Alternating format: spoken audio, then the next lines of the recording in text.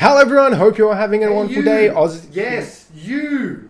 Are you doing another Diablo 4 video? The game is not even out for another 2 months, bro. No. It's just an update, like, guide video to let people know what's going to be in the game on release.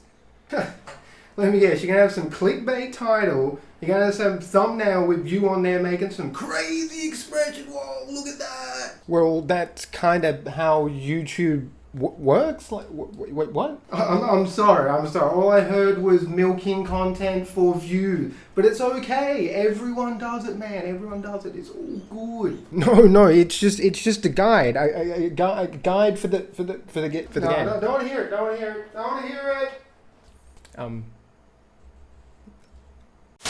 I am so sorry for that dickhead, guys. I do apologize, but how dare he come here and tell me how to run my channel? Oh, if he was here right now, I'd give him a piece of my mind, I'll tell you that much. Today we're going to be going over everything that was not in the beta that will be in Diablo 4 on release day. And I also wanted to talk about legendary aspects as well. So I just want to let people know this. I know probably a lot of people already know this, but just in case you don't, I don't want people being disappointed and salty on release, but the legendary drop rate was increased for the beta, both weekends of the beta to be exact. So we don't know how the legendary drop rate's going to be in the full release of the game. All we know is that it was increased for us so we could test out a lot of different things and give data and like provide data back to Blizzard. But just keep in mind that the legendary drop rate was increased for the beta, both weekends of the beta. But then that brings us to the next topic is just keep in mind as well is that I know I had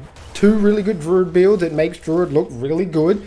It took a long time to even get those legendary aspects, and this was with increased drop rate because the early stages for Druid were woeful. As much as I love Druid when it was working, the early stages were pure cancer. So I know I had like 2 builds like showcasing that Druid does work with the aspects. I just want people to keep that in mind. So Barbarian and Druid are really like up in the air on how they're actually going to work when the game does release. A lot of people might enjoy that. A lot of people might enjoy the challenge of trying to level up a class that isn't very strong, but then when you do get legendary aspects, it's like hallelujah, like look at the damage I'm doing now, this feels great. And it did feel good with the Druid, it really did. Once I got those legendary aspects, I could start actually soloing just normal mobs myself, and that felt good. That was an accomplishment. So I know that sounds bad. You're probably thinking, oh man, I really wanted to play Barbarian or Druid, and that does not sound good. Why are you telling me this, Aussie?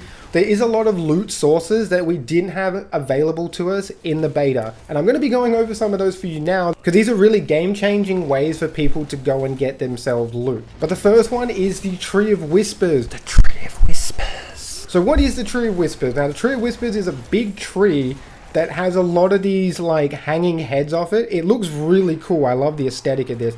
And each of these heads is going to have like a bounty or a challenge. I think they're bounties. Now, when you go out into the world and complete these bounties, you do get rewarded with Grim Favor. Now, the harder the bounty, the more Grim Favor you get. Now, with the Grim Favor, you can come back to the Tree of Whispers and you can exchange it for rewards on certain bits of gear. So, like if you're looking for legs, chest, or whatever, you can select that. And I'm assuming it's going to roll you out rare or better. So, hopefully, we do have chances to get legendaries out of here, because this could be a really fun way to actually get gear. Now, something else that was not in the beta that is going to be very interesting to see how it actually works out, and those are the PvP zones, or the Field of Hatred. Now, you don't have to engage in a PvP, you can turn your PvP off, and while you have PvP active, it is a free-for-all, baby. So anyone can attack you, you can attack anyone else as PvP enabled, and there is going to be monsters inside these zones as well. High-density monsters, I'm not sure if they're going to be stronger, but it just does say high density, and killing monsters and players inside the Fields of Hatred will give you Seeds of Hatred.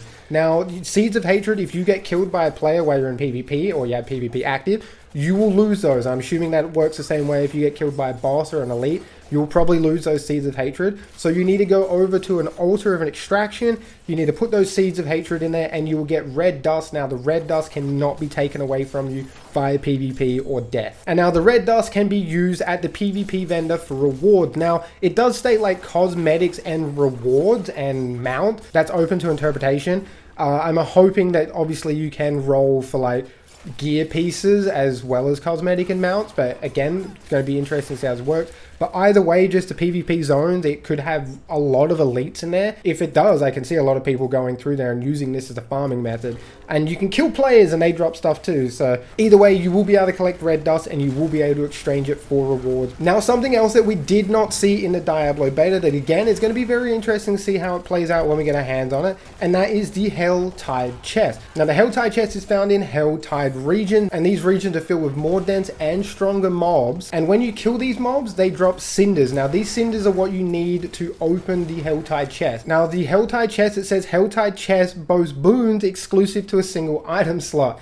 Now, that in English, I think it just means that the chest is going to show like boots or chest. When you put your cinders into the chest, you open it, you're going to get boots or legs depending on what the chest is actually showing. So that's, again, is going to be really cool, because if you're really struggling to get like a legendary weapon or a legendary helm or whatever, you could probably try and wait for the helm or the weapon to spawn on the Helltide chest, go to the Helltide zone, clear it out, and just cross your fingers and your toes that you get what you want out of the chest. Now, last but not least, we haven't seen all the legendary aspects inside of Diablo 4 yet.